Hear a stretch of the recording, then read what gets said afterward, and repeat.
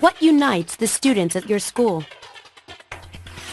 At our school, we're united by the honor code. Each of us is trusted by the teacher and trusted by everyone else. It's basically their common interest, I think. Activities unite students at my school. Like, if a lot of people are athletes in the same sport, they tend to hang out together. Or if they're art people or musicians, they'll hang out together. Pretty much all of my friends, like 90% of my friends, are in my classes. So it really depends on the people in my classes that are kind of like outgoing and I can talk to. Once you hear everyone's ideas, you kind of mesh with people who have the same thoughts and beliefs as you.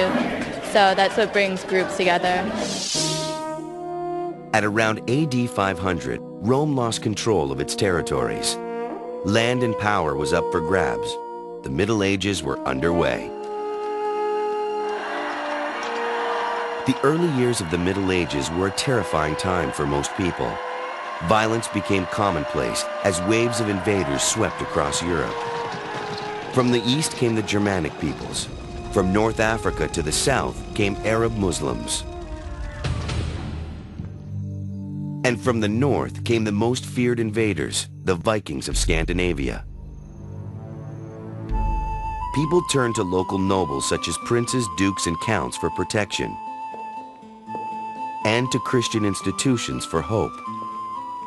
During Europe's Middle Ages, most people were peasants who worked the land. But the land was not theirs. It belonged to the nobles, who often lived in nearby manor houses. The nobles kept a large share of the peasants' harvest. In return, they allowed the peasants to keep some of the food they grew, and offered protection from invaders and rival armies. The nobles built castles, enforced the laws, collected taxes, and defended the lands around them with hired soldiers. The most skilled of these soldiers were knights, who dedicated their lives to combat, a code of behavior called chivalry, and service to their lords. Over time, kings arose and began to build nation-states that they ruled with strong hands. Over time, the nobles recognized the authority of these kings. The other great authority in medieval Europe was the Roman Catholic Church.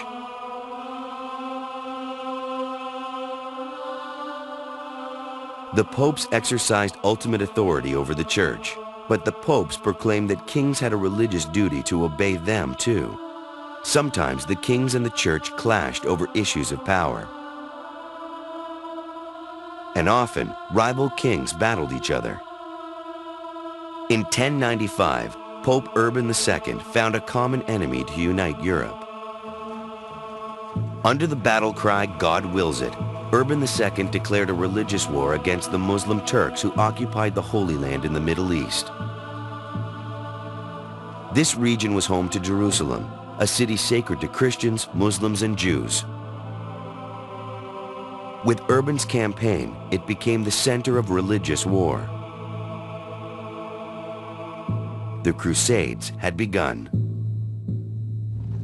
Between 1096 and 1291, several waves of Christian knights and soldiers from Europe launched military expeditions to take the Holy Land from the Muslims. Thousands of Christians, Muslims, and Jews died in the fighting. Innocent people, as well as soldiers, suffered horrible losses. Although they succeeded in capturing Jerusalem and other holy sites, the Crusaders could not hold on to them. In 1291, when the last Christian stronghold of Acre fell, the Crusades finally came to an end.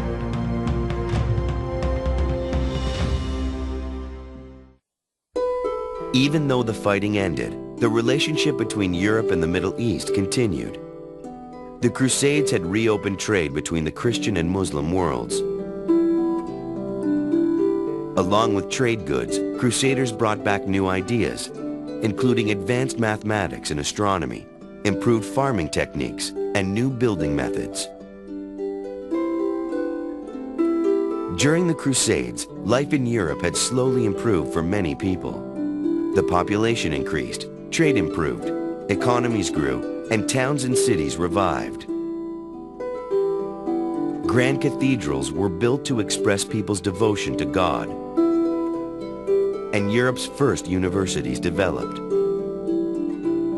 But in the 1300s, Europe's long era of growth ended. The climate cooled and famine spread. The 100 Years' War that raged between France and England from 1337 to 1453 devastated the French countryside. And a new invader entered Europe along the trade routes from the east, the Black Death. In fewer than 20 years, 1/3 of the people of Europe died from this flea-borne disease.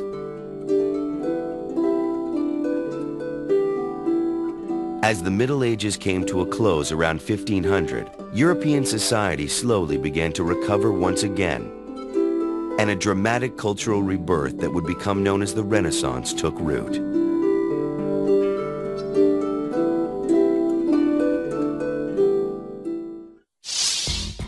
Did you know?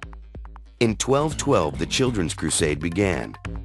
French and German children fought to regain the Holy Land, hoping they would succeed where their elders had not. Unfortunately, they failed, and most lost their lives or were betrayed by unscrupulous adults.